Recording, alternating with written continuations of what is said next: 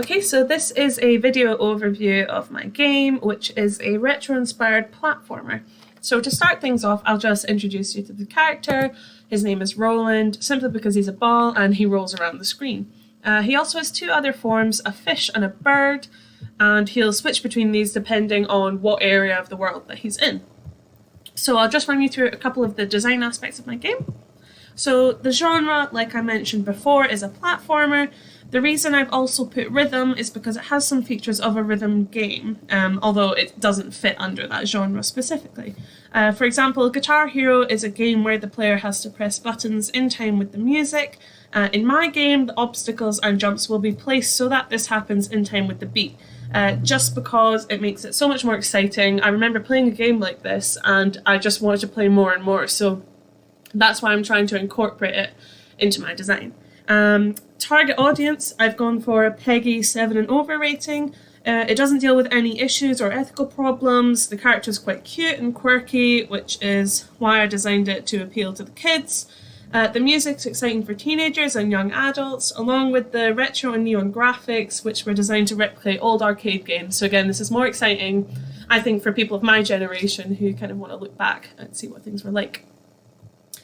The game platform, I'm aiming for it to be a mobile game because it's a simple design and the only interaction needed is just tapping the screen. It shouldn't matter where on the screen they tap, it's almost like a Flappy Bird kind of simulator. So unique selling points. There aren't many platform games which incorporate the music into the gameplay. You know, it's usually just background noise, so I think that really helps my one stand out. Also, it's visually standing out. I can't really think of any platform games that look like my design, especially the underwater one, which I've mocked up and I will show you a little bit further on. So ethical considerations. Main one is obviously make sure the music isn't copyrighted. I've also put gendered character in here, which I know isn't really a big issue because obviously he's not very human. Even though it is a male character, I don't think anyone's really going to be relating to it, and people aren't playing the game for the character either. It's for the gameplay, you know, the music, the excitement, so I don't think that's going to be too big of an issue. Main other things is that the gameplay is very visual, so sight-impaired users will struggle to play the game. There are some things to do with colour, which I'll explain later on.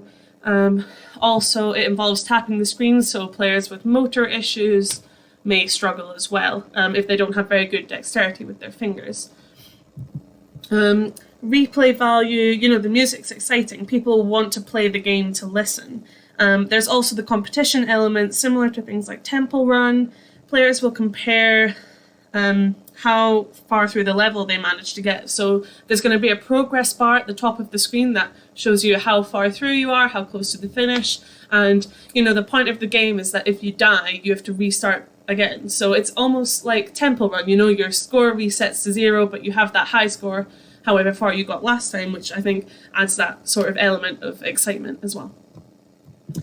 Finally, the programming environment, I'm going to go for Godot, simply because it's good for programmers. You know, the source code is there for you to look at. It's also easy to export for Android for playtesting, so you can develop it and then easily test it on any of your devices. So that's why I've gone for that. So this is my kind of mock-up of what it's going to look like. As you can see, our character Roland is here. And this is the cave, this is the main level. And as you can see, there's these spikes and kind of shards. So if he touches any of these, he'll obviously die. So he's going to have to jump over those and he'll jump up onto these platforms. And this is the part where I was talking about colours. So things that are white or glowing white are going to be dangerous. So if you touch those, you die. And things that are glowing blue, like the platform and the jumps here, they're safe to touch, which is why visually impaired people might be at a slight disadvantage. So anyway, he's going to be jumping up here, and then obviously through playing the game, they're going to figure out that if they jump here, he's going to die because he'll hit that, so they have to fall down. And as you can see here, it's quite difficult to see, but there is some water down here, so he's going to roll down off there and become a fish. Also, this is another iteration of design. I don't think I'm going to go with this one. I'm going to stick with this simply because it incorporates colours and I think it works better as a theme. Anyway, so this is his fish form, and as you can see now, the main obstacles are the seaweed, the rocks, and there's going to be this kind of junk boots and stuff floating around that he's going to have to navigate through. And this is going to work like a Flappy Bird simulator, you know, so they're just going to tap their way through, and, you know, if they're tapping, they'll go up. If they're not tapping, they'll go down. This is what the bird's going to look like. I haven't put the rest of the obstacles in, but there might be balloons. I'm thinking of adding insects in and stuff that are going to be sort of floating towards him. And then, you know, Flappy Bird, you know, he's just going to kind of hop his way through there. So that's kind of the design. I'll just run you through some of the music now. Here we go.